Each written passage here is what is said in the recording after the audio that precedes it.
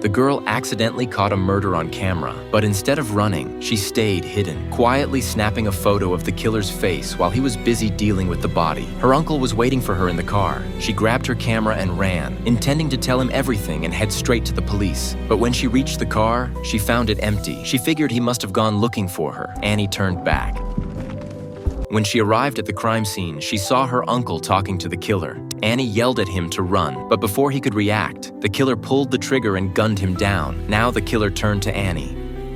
Annie turned and ran. She didn't stop, not until she reached a nearby house. The owner, Jack, heard the commotion and came out. Seeing how terrified she was, he asked what had happened. Before she could answer, a bullet suddenly hit him in the foot.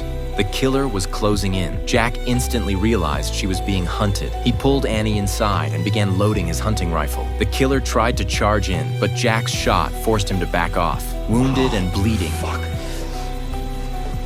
Jack dragged himself upstairs, waiting for the next move. If the killer tried to bargain, he said Annie had seen too much. If Jack handed her over, he'd leave peacefully. But Jack didn't believe him. Looking at Annie, he was reminded of his late son. There was no way he'd give her up. As the standoff dragged on, Jack took some meds to ease the pain, then asked Annie to bring him a towel and a light bulb. But he crushed the bulb in a towel and scattered the shards on the stairs. If the killer came up, they'd hear it instantly. Starting to trust him, Annie told Jack about the photos she took. She removed the film from her camera and handed it to him for safekeeping. But Jack wasn't sure they could survive this. He told Annie to seal the film in a bag and hide it in the toilet tank in the bathroom. Then Jack noticed the light bulb flickering overhead. He froze. That could only mean one thing. The generator in the basement was running low on fuel. Once it shut down, they'd be plunged into darkness. He told Annie to escape through the second-floor window. It might be her only chance. Just as she began to climb out, a police car pulled up in front of the house.